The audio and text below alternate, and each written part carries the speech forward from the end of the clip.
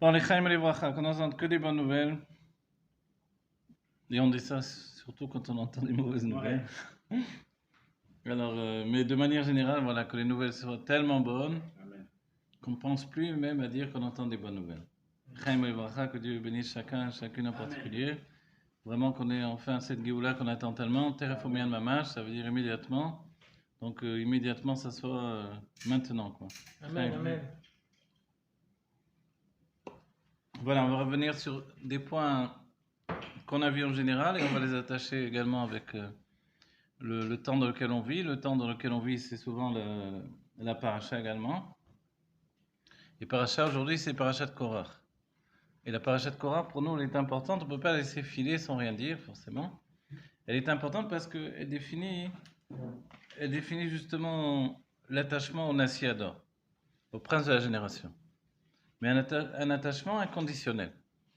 Cet attachement-là fait que finalement, on est au-dessus de la mêlée du peuple juif, si on peut dire, sans penser au stade péjoratif, mais au-dessus de la mêlée, c'est sûr, de l'humanité et puis on va dire, de la possibilité de chuter. Et on s'aperçoit justement dans Parashat Korach que Korach, il était piquéard. Piquéard, c'est malin, très intelligent. Il était tellement fort qu'il était capable de rallier à lui tout le monde. Et pour ça, il avait toujours des armes particulières. C'est quoi les armes? C'est des dossiers secrets. Il y a des dossiers secrets que l'on obtient, de manière yeshira. Yashir, on parle avec quelqu'un, il nous confie quelque chose. Et quand on est machiavélique, alors on a un dossier secret. et au moment où on a besoin de faire pression sur la personne, on ressort le dossier. Ou tout au moins on lui fait savoir qu'il y a un risque que le dossier ressorte. Voilà, et ça c'est la force de Korah. Ou il y a une autre possibilité d'accéder au dossier secret, c'est d'être piqueur. Piqueur, c'est-à-dire très très malin. Très malin, c'est-à-dire quelqu'un qui va au-delà, au-devant même de la psychologie des autres et on va dire même plus au-delà de la crainte des autres. Chacun d'entre nous, on a peut-être peur de quelque chose. Vous vous rappelez, Rabban Yochanan Ben Zakkai, il a béni ses élèves, il leur a dit que vous ayez la crainte de Dieu comme la crainte d'un homme qui puisse découvrir ce que vous accomplissez. Oui. C'est-à-dire que votre crainte de Dieu soit comme la crainte de quelqu'un qui vous voit faire une mauvaise chose. Et c'est vrai que ces élèves, d'abord, ils n'ont pas trop compris. Ah, c'est une grande crainte de Dieu là que tu nous, tu nous souhaites. En fait, c'est exactement ça. C'est-à-dire que quand on a l'idée que Dieu, il y a un terme en français, omniprésent, c'est-à-dire il est présent de manière absolue, et chez nous c'est beaucoup plus que l'idée de sa présence, c'est qu'on est au-dedans de lui. Comme on est au-dedans de lui finalement, alors non seulement il est omniprésent, il est toujours là, mais en réalité c'est nous qui sommes en lui.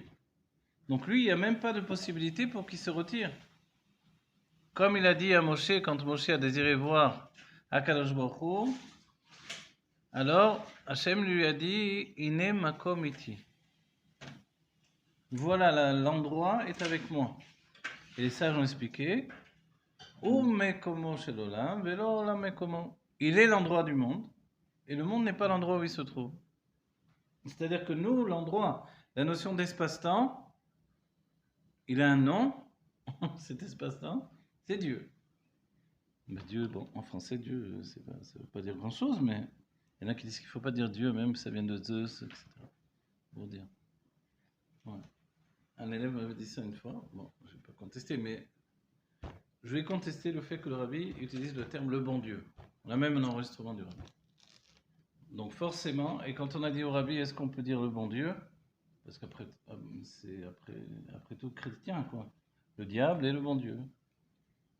Le rabbi a dit, oui, on peut dire, parce que il y a une définition dans le judaïsme que Dieu est Beteva Atov Le'etiv. Il est Beteva Atov, alors j'ai traduit, il a une nature bonne, donc il veut faire le bien. S'il a une nature bonne, il veut faire le bien, donc on peut traduire en français le bon Dieu, effectivement. C'est pas un attribut qui se rajoute à son être, Son être, il est comme ça, c'est un être de bien. Alors on va dire, mais le mal qui existe dans le monde, les Goïms, ils ont rajouté le diable parce que justement, ils avaient une difficulté de dire comment je peux aimer, adorer un Dieu qui fait aussi du mal. Donc on va classifier les choses. Il y a un côté de bien, un côté de mal. Plus facile. Et dans une sorte de caricature de notre judaïsme, on pourrait penser à la même chose. Et c'est là où vraiment l'esprit de la chassidoute il intervient pour nous dire qu'il faut avoir les épaules suffisamment larges, humainement, pour dire que non, c'est Dieu qui fait le bien et le mal. Donc il n'y a pas lieu de dire où était Dieu pendant la Shoah. Ah bon, qui d'autre a fait la Shoah si ce n'est Dieu? C'est lui qui a fait. C'est lui qui a fait toutes les galères qu'il y a, qui nous sont arrivées depuis le début de l'histoire de l'humanité. Et c'est lui qui fait que le lion court après la gazelle. Et c'est lui qui organise tout ce système-là, terrible. Ah bon, mais comment on peut aimer un Dieu comme ça et l'appeler le bon Dieu dans ce cas-là? Surtout qu'on n'a plus la carte de dire à côté il y a le diable. Non, pour nous l'idée donc qui est tirée, qui a donné l'esprit populaire du diable, c'est le Satan. Et le Satan, c'est pas juste le chef des démons et tout machin. Non, le Satan, ça vient de l'étymologie de listote en fait. Listote qui veut dire se détourner. C'est ça le Satan. C'est-à-dire que quand moi j'ai une mission à accomplir et que je me détourne, ça c'est le Satan. De la manière, Isha Sota, elle devait être fidèle pour son mari, elle s'est détournée. Et les sages ont dit de la même manière qu'une femme Sota s'est détournée parce que est rentré en elle un Ruach, un esprit de folie. Comme ça, nous aussi, on se détourne de Dieu parce qu'on a un esprit de folie qui nous pénètre tout à coup. Et alors, on fait n'importe quoi, en fait. On déglingue, quoi. C'est-à-dire, pour revenir à la base, on oublie qu'on est à l'intérieur de Dieu. Parce que comment tu te comportes? Non seulement Dieu, il est là, mais tu es à l'intérieur de lui. Comment tu oses te comporter comme ça à l'intérieur de Dieu? On va dire, mais si je suis à l'intérieur de Dieu, etc. Donc c'est lui aussi qui m'a mis ce Yetzerara, etc. Ça, c'est notre joker. De dire en réalité, Dieu, tu sais, c'est ce qu'il voulait. Il y avait à l'époque du Baal Shem Tov, il y avait un juif, le Baal Shem Tov a envoyé les chassidim le voir, comment, c'était un aubergiste, je crois, comment il se préparait à Rosh Hashanah.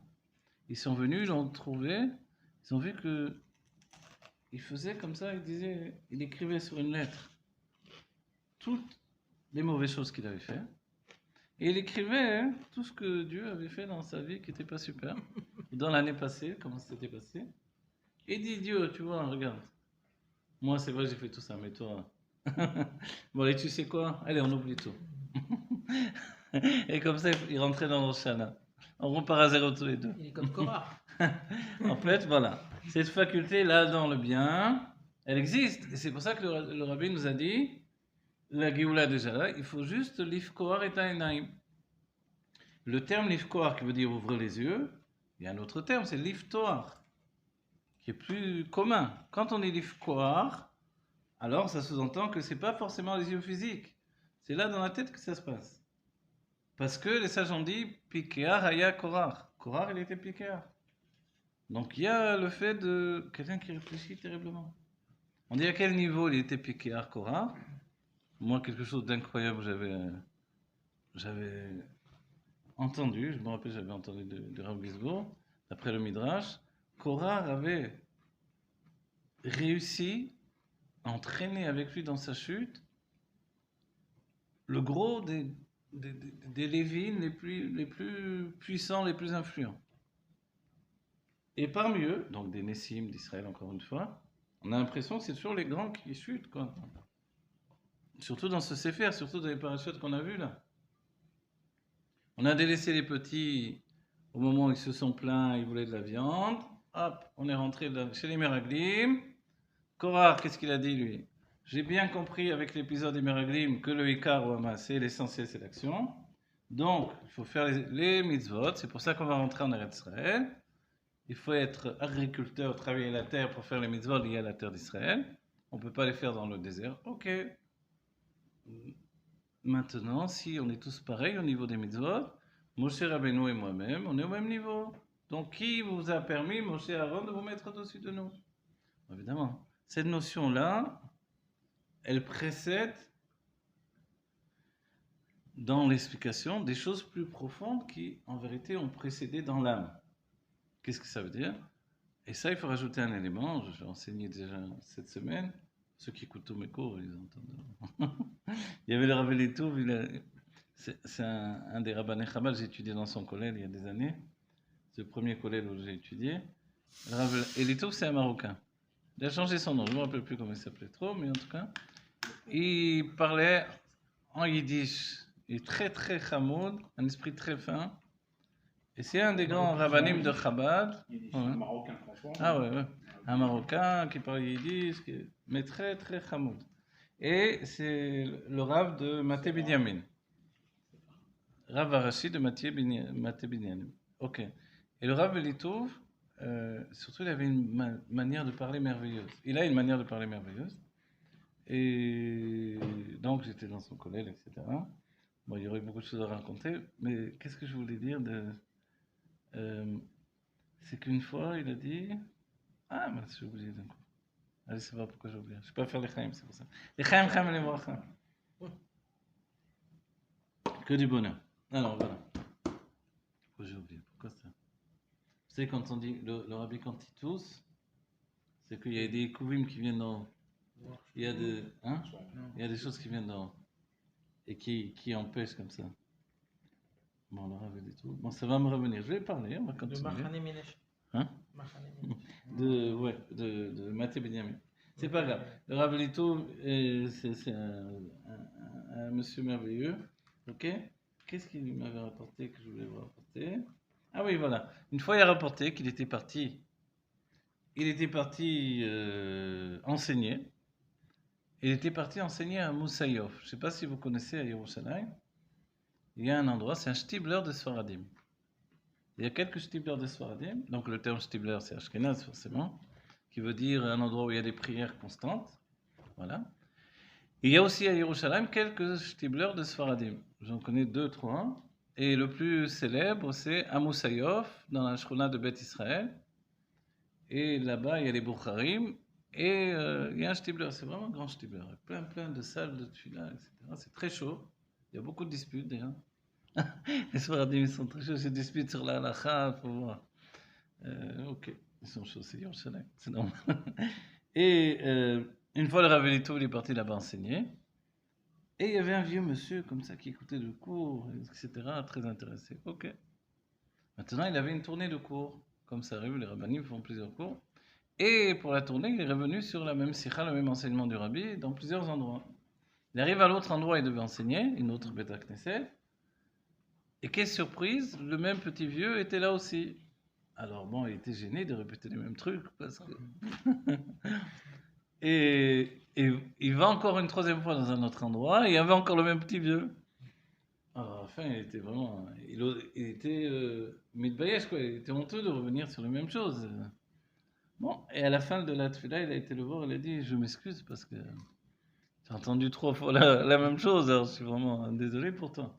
Il dit, non, au contraire, j'avais pas très bien compris la première fois, après je suis venu une seconde fois, et la troisième fois, j'ai vraiment apprécié. Bon, voilà.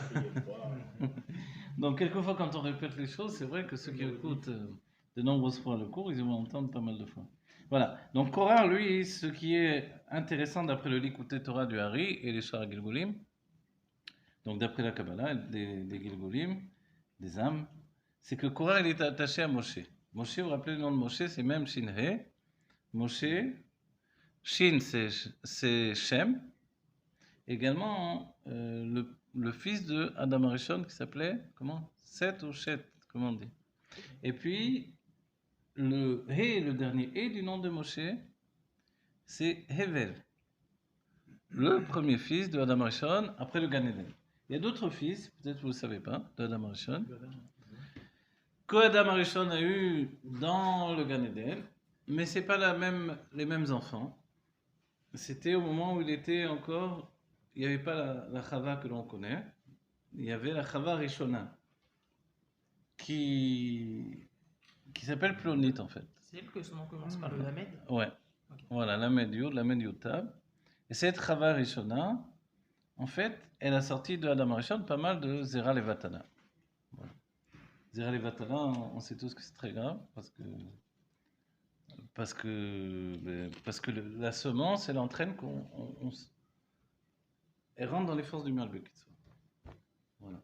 Mais au premier moment, si on veut, au premier moment de la vie, quand Adam Rishon était on va dire un magnum,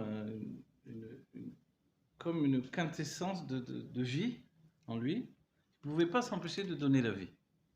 Donc c'est comme ça qu'il a eu une union avec une première Chava qui était spirituelle, qui va se réincarner dans Léa. Et nous, la Chava que l'on connaît, elle se réincarne dans Rachel. C'est pour ça que Yaakov Avinu, qui est la réincarnation de Adam Rishon, voulait à tout prix Rachel et non pas Léa. Et que Lavan lui a mis dans les mains. La première Chaval était destinée à qui de base? Elle était destinée au Nachash. Voilà. Donc il y a eu du bilboul dès le début, ça a mal tourné, quoi, on peut dire. Ok. Dans cette situation-là, Adam Rishon, il a eu 2 premiers enfants, c'est-à-dire 2 pertes de semences. Et ces pertes de semences, c'est Yecheskel Hanavi et Chizkiyahu Ameler. Ces 2 enfants spirituels qui sont nés dans le Gan Eden. Des pertes. Non, attends. Il a eu des enfants. Alors on va voir. Ça, c'était des pertes parce qu'en fait, ils ne sont pas venus au monde. Leur nom, justement, quand ils vont revenir au monde en Gilgoul ensuite, ils vont devenir Yecheskel Hanavi, Chizkiyahu Ameler. Et le Hari nous fait remarquer que dans leur nom, il y a le mot Chazak. Yecheskel, la chambre Chazak, Chizkiyahu aussi, il y a l'étymologie de Chazak.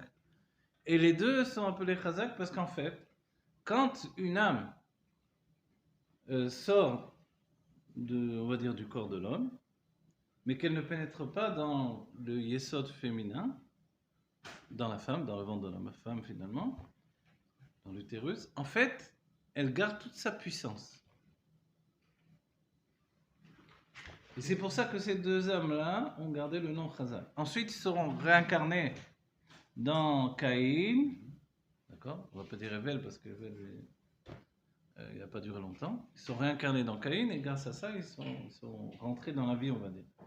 Voilà. Et justement, tout au moins, je ne sais pas, Yecheskel Ameler, il devait être ma chère de toutes les manières, mais Yecheskel Hanavi a fait le tikkun de Caïn. A réparé Caïn justement sur le sujet des femmes de Caïn. Au sujet par le fait que Caïn avait 2 femmes et que Evel avait une femme. A priori, c'est le contraire. Ce que je dis, j'ai mal révisé la chose. Mais en fait, c'était comme ça. C'est que les âmes de Caïn et Evel sont descendues depuis les mondes divins. Du côté de Caïn, il y avait 2 femmes, 2 sœurs jumelles. Auparavant, quand on venait au monde, moi je me rappelle, ma mère m'avait demandé, dis-moi mon fils, comment c'est possible? Il y avait 2 garçons qui viennent au monde, et oui, et comment ils ont fait des enfants? J'ai dit, effectivement, ils sont nés avec ce qu'on appelle leur âme sœur. C'est pour ça que le terme âme sœur est resté, c'est que c'était sa sœur et c'était son zivouk. Donc, il n'y avait pas à aller chercher très loin pour savoir est-ce que c'est mon zivouk amiti, là c'est clair et net. Mais voilà, des fois c'est un peu embrouillé dès le début, Dieu embrouille les cartes. Caïn descend du côté gauche, Evel du côté droit, des mondes divins.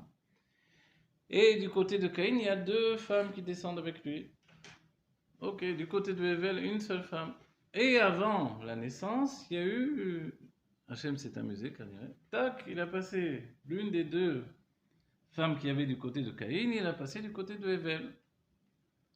Et pour nous, on n'est pas au courant de ce qui se passe, mais eux, qui étaient à des niveaux de niveau très très grands, Caïn, il a su que son frère avait reçu, parce qu'ils sont nés dans des poches différentes a priori, ok, chacun est né avec ses sœurs jumelles, Evel est né avec 2 sœurs jumelles, et Caïn avec une seule sœur jumelle.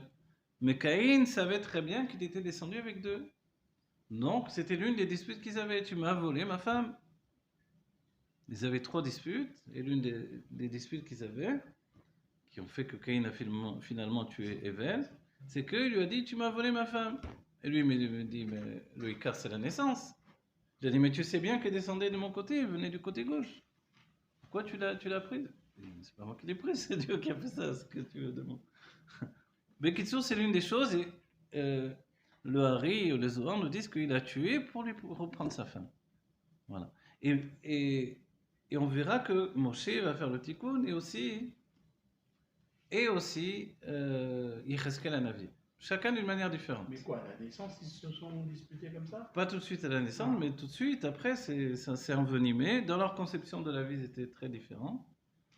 Et puis, c'était le premier crime de l'humanité.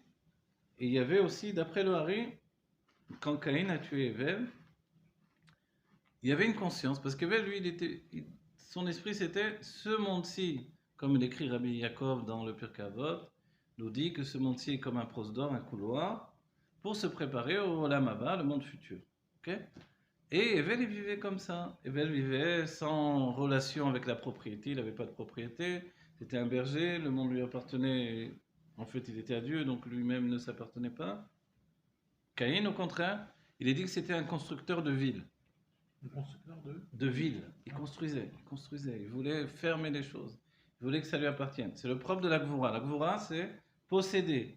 Le Chesed, c'est donner, le contraire.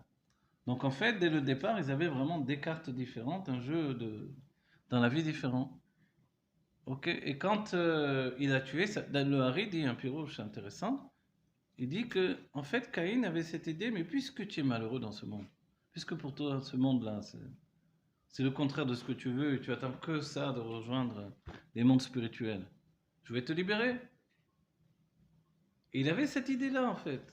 C'était confus parce que c'était le premier meurtre. C'était pas clair la chose. Il y avait chez lui une idée, et le Hari dit ça sérieusement, c'était pas une blague. Hein. Je vais te libérer. Et après, quand on voit le reste, il a frappé de plusieurs endroits, il savait pas par où l'âme sortait.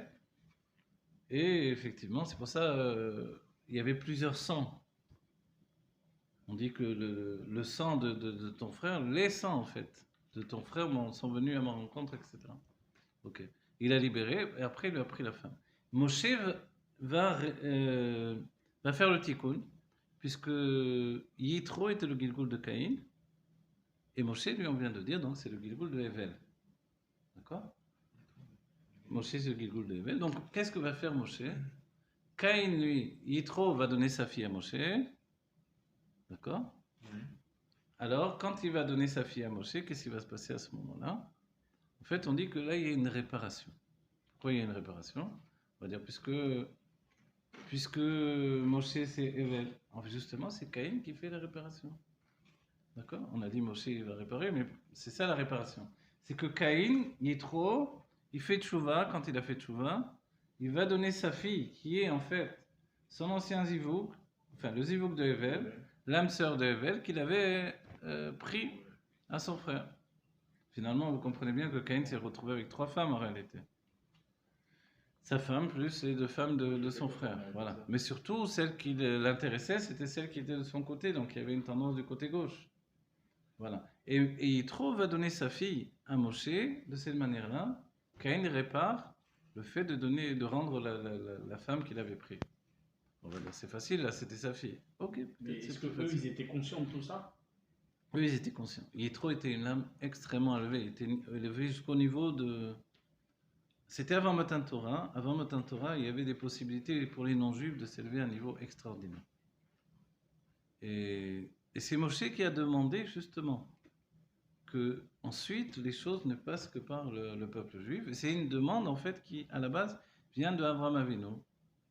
C'est-à-dire que cette demande, on dit que tous les peuples vont passer par Avraham Avinu, Amon Goïm, et Moshe, en fait, il inclut cette demande-là que les âmes passent par Avraham Avinu. Moshe, lui, il va inclure c'est après le passage de l'événement avec Bilam. Donc on y arrive bientôt. Moshe va demander à partir de ce moment-là que les grandes âmes ne passent plus que par le peuple juif. Donc il limite l'accès au monde divin aux âmes élevées en fait. Elles vont passer par le peuple juif. Si elles veulent vraiment accéder au monde divin, alors il faudra s'inclure dans le peuple juif. Mais autrement, ça devient interdit. C'est un accès qui devient interdit. Mais avant, quand on parle de Yitro, il était au niveau de date. Date, Moshe, il était le date, Aklali, le date, c'est comme la conscience divine. Lui, il était le date qui atteignait jusqu'au niveau de date dans les mondes divins, et atteignait même le niveau de la Chokhmah. mais dans l'autre côté. Et quand tu fais tchouva, c'est une tchouva extraordinaire. Même si la tchouva, vous vous en rappelez, la tchouva de Yitro, d'où elle vient, c'est quand Moshe a tué l'Égyptien. Vous vous rappelez, Moshe tue l'Égyptien avec un Shem Améphorach, avec un nom divin. Par le même coup, il va élever une part seulement de l'âme de l'Égyptien qui va partir et va tomber dans Yitro, qui lui était un cli pour ça. Yitro, il était en recherche de la vérité. Donc c'est un réceptacle, et il a reçu l'âme de cet Égyptien et il a fait tchouva. Il a trouvé sa voie grâce à ça. Par le nom de Dieu qui a pénétré en lui. Donc quand Yitro va dire qu'il gadol avaye mikol Elohim, c'est parce qu'il a reçu le Shem Avaye en fait. Même si le Shem qui a occasionné de tuer l'Égyptien, c'était pas exactement celui-là. Ok. Vous voyez, il y a des trucs comme ok, quel rapport avec Yecheskel Hanavi? Yecheskel Hanavi, lui, c'est plus complexe. Parce que Dieu, il ne demande pas les choses de manière facile. On va me C'est perdre. complexe. Allez, les chaim et les bracha. Si déjà on fait une petite pause, je peux poser une question. Ah ouais. Attends. Voilà, on se rappelle, je le dis alors, on se rappelle que ma manière d'enseigner, c'est à la fois évidemment la paracha chassidique, quand on parle de la paracha, mais également la paracha kabbalistique.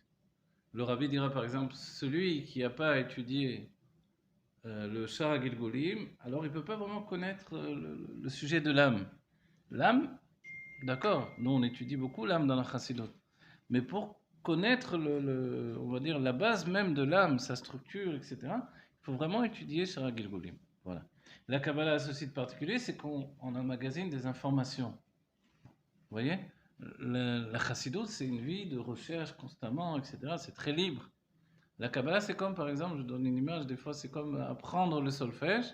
La chassidut, c'est déjà composé, pas pareil. Vous voyez? Donc, mais la Kabbalah, c'est très stricte d'un certain point de vue. Par exemple, les âmes, on ne peut pas inventer forcément.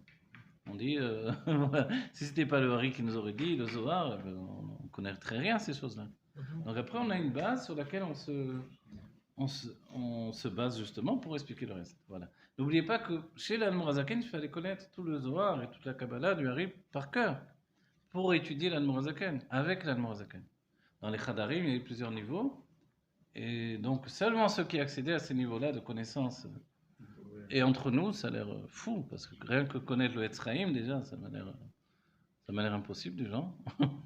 Donc, par cœur, ok. Mais tous les écrits du Harizal, ça fait pas mal de livres. Voilà.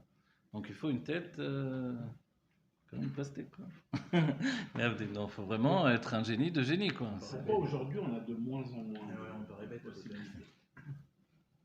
Pose des téléphones. Aujourd'hui, on est. Voilà, avant. La Gemara parle déjà de ça, elle parle par rapport au professeur pour un enfant. Elle dit il y a deux sortes de professeurs qu'on peut choisir pour un enfant. Il y a un professeur qui a une connaissance générale, et il y a un professeur qui a une connaissance particulière. Aujourd'hui, on connaît beaucoup plus ça. C'est-à-dire qu'aujourd'hui, on va voir un médecin, il y a les généralistes, ok, donc lui, il connaît beaucoup de choses. C'est la base. En Israël, par exemple, on demande va voir un généraliste, il va t'orienter vers les spécialistes. Voilà. Le spécialiste, est-ce qu'il est généraliste également? En principe, non. Donc l'idée d'un généraliste, ou alors il a une base de général, évidemment, bien sûr, il a fait médecine aussi. Mais la différence, c'est que le spécialiste n'a pas besoin de connaître tout le temps toute la médecine. Le généraliste, a priori, doit accéder à tous les tiroirs de la médecine. Mais forcément, il n'est pas spécialiste sur un sujet en particulier. Il connaît à peu près tout.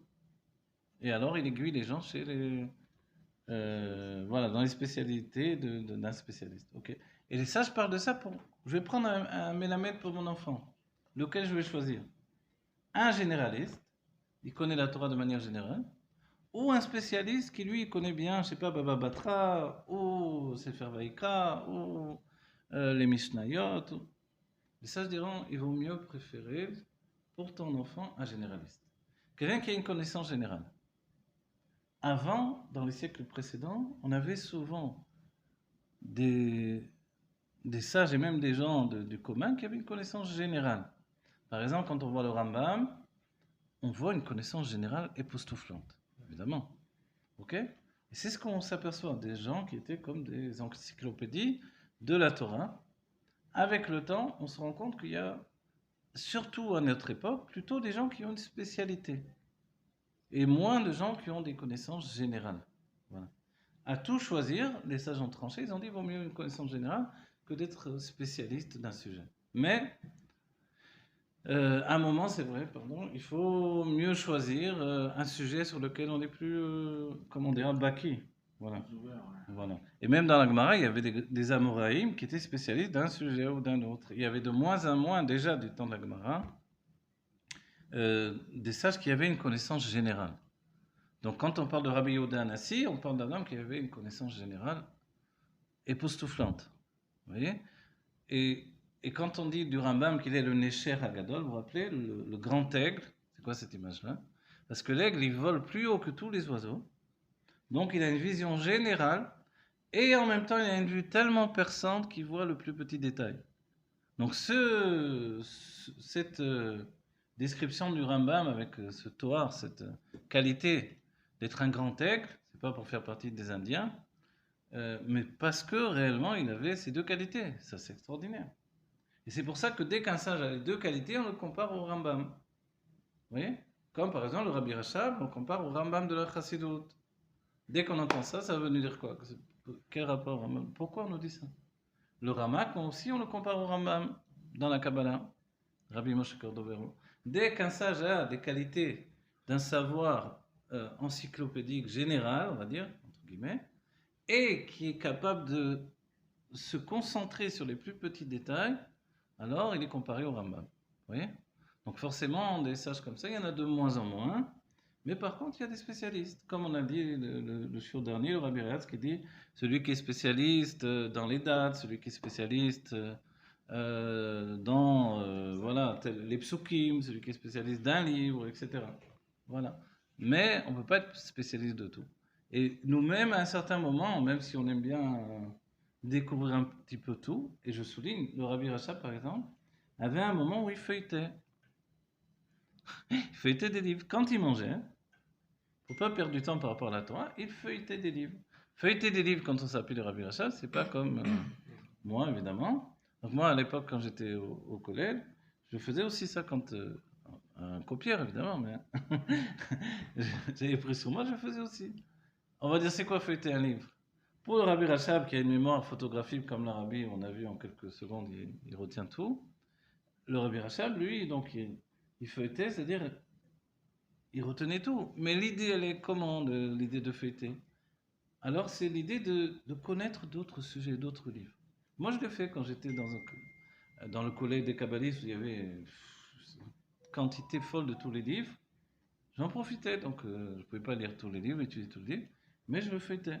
C'est bien que quand on me parlait d'un livre, alors j'avais feuilleté, j'avais vu plus ou moins de quoi il parlait, j'avais une connaissance générale, on va dire. Voilà. Mais après, j'avais bien compris, il fallait me spécialiser sur, par exemple, la Kabbalah, et même dans la Kabbalah, il fallait me spécialiser. Moi, ma décision, je l'ai dit souvent, c'est délaisser le Gématriot, me concentrer sur les sphérotes et les mondes divins, et le côté des Neshamot également, c'est-à-dire la deuxième partie du Etzraïm, que presque personne n'étudie. Ça m'a beaucoup intéressé, justement. Et les autres livres du Hari, comme Shara Gilguli, mais d'autres livres également. L'écouter Torah, etc. Ok, bon, ça je vous dis de la technique dans l'étude, ça va tuer encore un peu de temps. Que du bonheur pour chacun. Alors on revient maintenant à Korah. Vaikar, Korah dans notre paracha pour comprendre tout ce qu'on a dit. Mais auparavant, juste avant d'arriver à Korah, il y a une autre étape que l'on doit dire, parce qu'on en a parlé, on n'a pas été jusqu'au bout. C'est que Yecheskel Hanavi, dont on a dit qu'il venait de la Zera Levatala de la Marishon dans le Gan Eden, Shon Chosek, il est dit Kashim Zivugam Shel Israël, Kekriat Yamsouf. Les couples dans le peuple juif, c'est une chose difficile comme la traversée, comme d'ouvrir la mer. Pas de traverser, mais d'ouvrir la mer. Voilà. Donc, a priori, pour Dieu, c'était difficile d'ouvrir la mer, entre guillemets. Ok. Entre guillemets. On va dire quel rapport avec Dieu? Eh bien, parce qu'il est dit que c'est Dieu qui fait des couples. Donc, Kashim Zivugam chez l'Israël, de faire des couples dans le peuple juif, c'est difficile comme d'ouvrir la mer. C'est peut-être pas difficile comme en nous, une difficulté, mais ça veut dire il y a un exploit, il y a un miracle, quelque chose de spectaculaire en tout cas. Un couple, c'est spectaculaire. Voilà, rassembler deux natures totalement opposées et réussir à leur donner de vivre quelques années ensemble, quand c'est en plus plusieurs années. Donc ça tient de l'exploit, évidemment. Voilà. Donc, rassembler des couples, c'est très difficile. Et il y a une chose extraordinaire, c'est que sur le passage de la mer, on dit Vera'ata shifra alayam, ma shelora gadol anevim, et la servante, un passage que j'ai cité là, dans la traversée de la mer, elle a vu ce que n'a pas vu le grand des Nevim, c'est-à-dire Moshe Rabbeinu. Donc si Moshe a vu, c'est à ce moment-là. Et il y a une autre Imra, une autre parole qui est dite Vera'ata shifra alayam, ma shelora Yecheskel ben Bozi. Et la servante dans la mer, elle a vu, ce que n'a pas vu Yecheskel ben Bozi. Le prophète Yecheskel, qui s'appelait Ben Bozi. Bouz en hébreu, c'est la honte. Certains rapportent qu'il serait le fils de, il y a plusieurs gersaot comme toujours dans la Torah, hein, qui serait le fils de Yirmiyahu à Navi, le prophète Jérémie. Pourquoi on l'appelait Bouzi, la honte? Parce qu'il s'est fait la honte de venir annoncer la destruction du Beth Amikdash et de donner tous les détails, etc. Vous vous rappelez que Echa, ce qu'on a l'habitude de lire à Tisha B'Av, avec tous les détails, c'était une névoie qui était dit avant. C'est-à-dire que quand il décrit la chose, où on voit ça, on se dit quelle catastrophe, ils ont écrit ça parce qu'ils ont vécu ça, les pauvres. Il dit bah non, tu n'as pas compris, il avait dit avant ce qui allait se passer. Quoi, il a annoncé tout ça? Alors il faut quand même un certain courage pour annoncer ça au peuple juif. Voilà comment ça va se passer. Oh là là, vous vous rendez compte? Sans parler d'un Navi qui s'est fait tuer par le peuple juif. Le prophète Zecharia qui s'est fait tuer. Parce qu'aussi, lui, il a annoncé des choses pas très sympathiques. Ok? Bon, voilà. Alors, Yecheskel a Navi là-dedans. Pourquoi on le cite au moment de la traversée de la mer? C'est vrai que Yecheskel a Navi a dévoilé la Merkava à Eliona. La Merkava de. Vous vous rappelez la Merkava, qu'est-ce que c'est? Alors, la première fois, moi, j'avais étudié la Merkava, je me rappelle, c'était dans le livre Derer Mitzvotecha du Tzemach Tzedek. Là-bas, il cite la Merkava, d'après la Mitzvah de Piria Verivia, et qui est basée donc sur Maseret Nida, et là-bas, il rapporte la Merkava. Ok? Et là-bas, sur la Merkava, alors il y a le sujet des Chayot, etc. Bon. Et en vérité, les Rebbeim ont dit de la Yen Sham, la Yen Sham, comme c'est écrit souvent dans le Rashi, et également dans le Tanya. Vous savez ce que ça veut dire la Yen Sham? Vérifier là-bas en profondeur. Voilà, vérifiez là-bas. Allez voir là-bas. Et le Rabbi Ensicha, où il dit, quand les Rebbeim se sont fatigués à écrire, fatigués entre guillemets, sont donnés la peine d'écrire la Yen Sham, comme dans le Tanya par exemple, ça voulait dire, allez voir là-bas. Ils n'ont pas écrit ça pour meubler un livre dont chaque lettre a été pensée dans les moindres détails. Donc s'il y a écrit la Yen Sham, ça veut dire va voir là-bas. Parce que je ne peux pas rapporter tout le sujet là, c'est pas le sujet de rapporter tout le sujet. Mais si tu vas voir là-bas, tu vas beaucoup mieux comprendre ce que je suis en train d'expliquer. C'est comme ça qu'à une époque je faisais aussi. Cette époque où j'étais un vrai étudiant. Entre-temps, ok, on a bu beaucoup de vodka. Non, je regarde. Entre-temps, la vie prend le dessus, et puis on a des époques où on étudie, des époques où on s'occupe des enfants. Voilà, c'est la vie grâce à Dieu. Et on travaille, on se débrouille, on fait comme on peut. Alors, la Yen Sham, où je faisais la Yen Sham, j'allais voir là-bas. Je faisais de mon mieux, je donnais un temps, mais il fallait étudier toute la journée pour faire ça, je ne vous cache pas, même la nuit. Donc, je prenais du temps pour aller voir les Mekorot. Et comme ça, j'ai découvert énormément de choses qui m'ont donné une connaissance des fois plus approfondie de certains passages du Tanya. Ou, par exemple, la Merkava de Yecheskel, on peut en parler jusqu'à demain, mais si on ne va pas voir la source, avec les Mefarshim forcément, avec les commentateurs, on ne sait pas trop de quoi ça parle. Alors, il y a une Merkava, il y a 4 côtés qui sont chacun de 4 côtés, où il y a 4 Chayot, qui sont en fait le pouvoir de vitalité ou la source de vitalité de tous les animaux qui sont dans ce monde.